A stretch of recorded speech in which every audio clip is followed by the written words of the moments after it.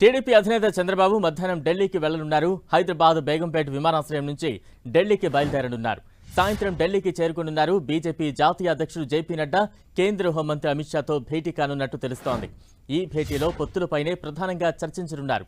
దీంతో ఏపీలో 3 పార్టీల మధ్య పొత్తుపై చర్చలు ఓ కొలిక్కి వచ్చే అవకాశం ఉంది.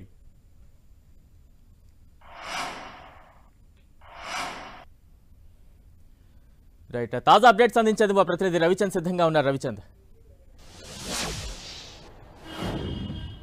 బలరాం టీడీపీ అధినేత చంద్రబాబు ఏదైతే 2 గంటలకే ఢిల్లీ బయలుదేరి వెళ్తున్నారు.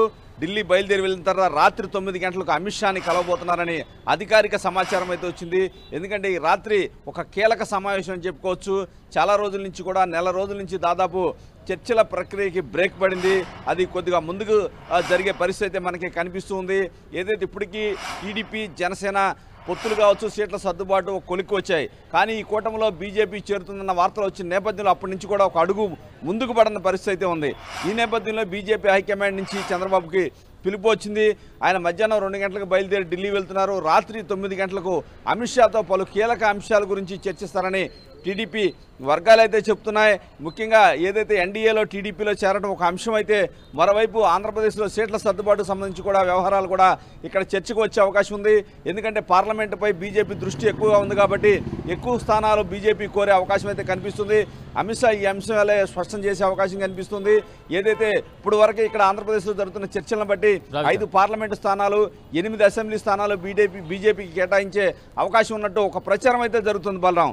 అయితే ఇది రాత్రి చంద్రబాబు అమిత్ షా భేటీ తర్వాత కొంత క్లారిటీ వచ్చే అవకాశం ఉంది.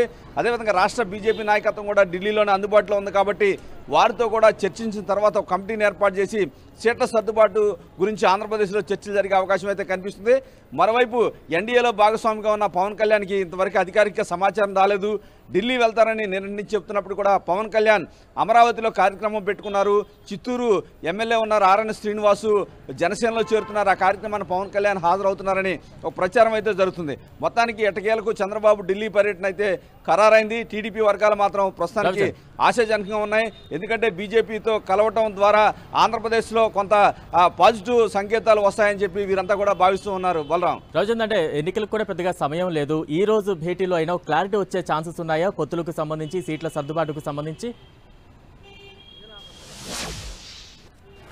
అంటే ఈరోజు ప్రధానంగా ఏదైతే ఢిల్లీలో ఎన్డీఏలో టీడీపీ చేరే అంశం గురించి ప్రధానంగా చర్చిస్తారు. పొత్తుల అంశం గురించి, పొత్తులు కావచ్చు, ఎన్ని సీట్లు అనేది ఒక చర్చ జరిగే అవకాశం ఉంది. ఆ తర్వాత ఏ స్థానాలు కావాలి, ఎన్ని సీట్లు తదితర వ్యవహారాలకు సంబంధించి బీజేపీ ఒక కమిటీ ఏర్పాటు చేస్తుంది. ఆ కమిటీ ఆంధ్రప్రదేశ్కి వచ్చి చంద్రబాబు పవన్ కళ్యాణ్తో చర్చిస్తుంది. అప్పుడు ఫర్దర్గా ఢిల్లీ హైకమాండ్తో వారు చర్చించిన మీదట ఈ సీట్ల సర్దుబాటు అనేది ఒక కొలిక్కి వస్తుంది.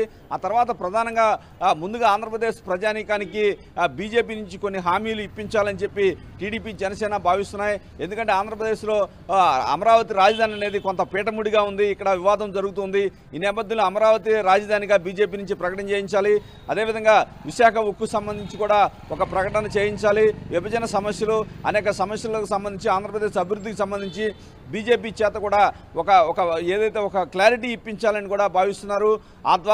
తద్వారా పొత్తులు పెట్టుకుంటే ప్రజల్లో మంచి ఇంపాక్ట్ ఉంటుందనేది ఈ 3 పక్షాలు భావిస్తున్నాయి. ఇప్పటికే రాష్ట్ర బీజేపీ నేతలంతా కూడా కీలక నేతలంతా ఢిల్లీలో ఉన్నారు. చంద్రబాబుతో వారు ఏదైతే అమిత్ షాని కలిసిన తర్వాత వారితో కూడా కలిసే అవకాశం ఉన్నట్టు తెలుస్తుంది. చంద్రబాబు 2 రోజుల పాటు ఢిల్లీలో ఉండే అవకాశాలు ఉన్నట్టు కూడా తెలుస్తుంది. ఎందుకంటే ఈ రోజు రాత్రి చర్చలు జరిగిన తర్వాత ఎన్డీఏ పక్షాల సమావేశం జరిగే అవకాశం ఉంది, రేపు కానీ ఎల్లుండి కానీ.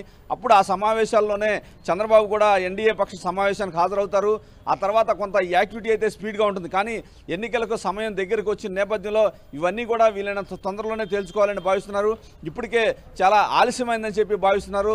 కానీ ఇప్పటికీ మేనిఫెస్టోకి సంబంధించి టీడీపీ జనసేన క్లారిటీకి వచ్చాయి. కానీ ఇప్పుడు బీజేపీ కూడా ఈ కూటమికి వస్తున్న నేపథ్యంలో వారి సలహాలు సూచనలు కూడా తీసుకొని మేనిఫెస్టోని తుదిరూపు తీసుకొచ్చి దాన్ని కూడా గ్రాండ్గా ఒక సభ నిర్వహించి రిలీజ్ చేయాలని భావిస్తున్నారు. ఈ సభకి బీజేపీ జాతీయ నాయకత్వాన్ని కూడా ఆహ్వానించాలని టీడీపీ భావిస్తూ ఉంది. Balaram, right, thank you Ravichand.